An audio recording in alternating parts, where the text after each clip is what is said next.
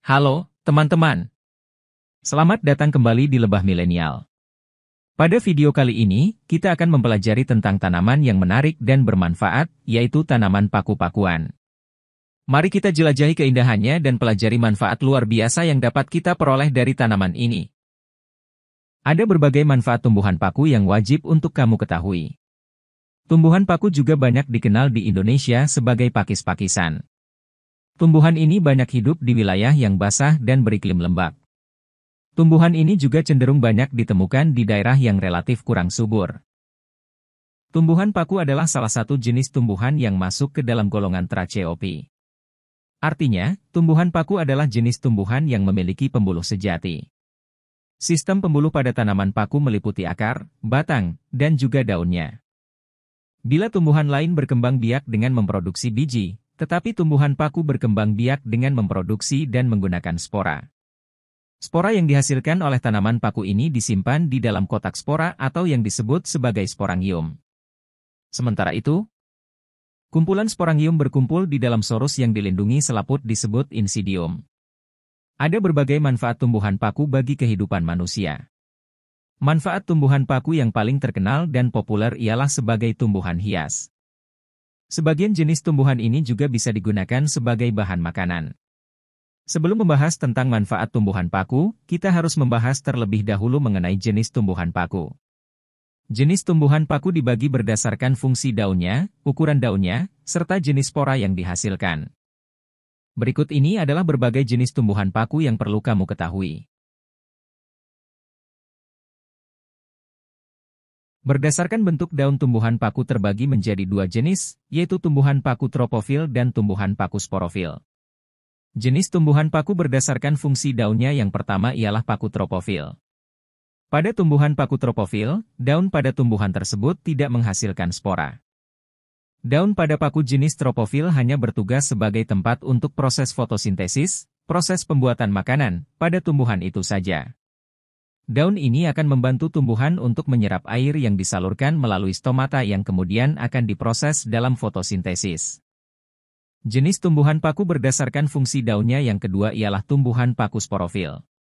Pada jenis paku ini, daun bertugas untuk memproduksi spora untuk keperluan reproduksi tumbuhan paku tersebut.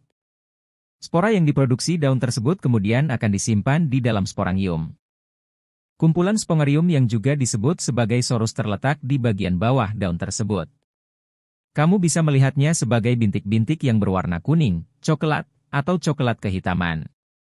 Selain itu, sorus-sorus yang masih muda juga dilapisi oleh lapisan yang disebut insidium yang bertugas untuk melindunginya. Pada tumbuhan paku sporofil terdapat tiga jenis tumbuhan paku, yaitu tumbuhan paku homospora, tumbuhan paku heterospora dan tumbuhan paku peralihan. Pada tumbuhan paku homospora-spora yang dihasilkan oleh tumbuhan paku jenis ini hanyalah satu jenis saja. Selain itu, sporanya juga memiliki bentuk dan juga ukuran yang sama. Tumbuhan paku homospora juga disebut sebagai tumbuhan berumah satu karena spora yang dihasilkan akan tumbuh menjadi protalium pembentuk antheridium maupun archegonium. Tumbuhan paku heterospora adalah jenis tumbuhan paku yang menghasilkan dua jenis spora yang berbeda. Ukuran spora yang dihasilkan oleh tanaman ini juga berbeda. Paku heterospora disebut juga berumah dua.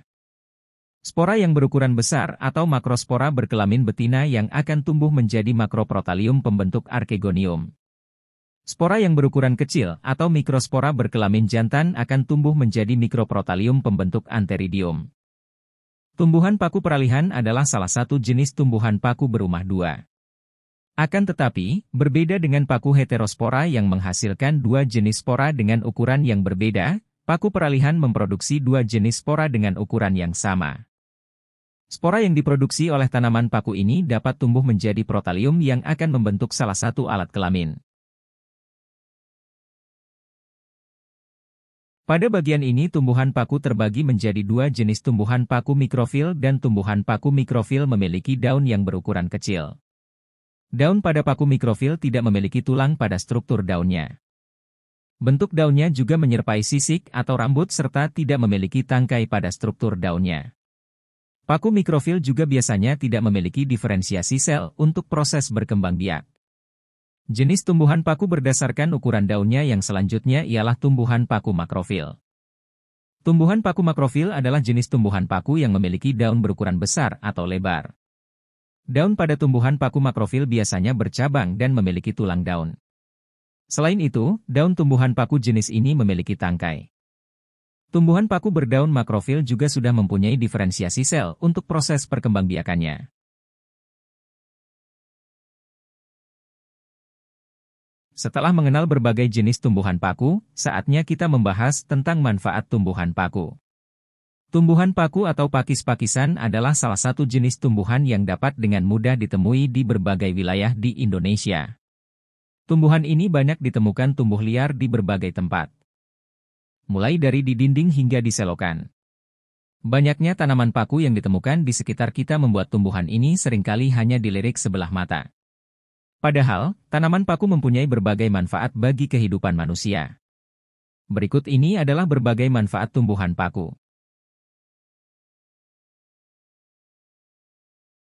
Manfaat tumbuhan paku yang paling terkenal adalah sebagai tanaman hias.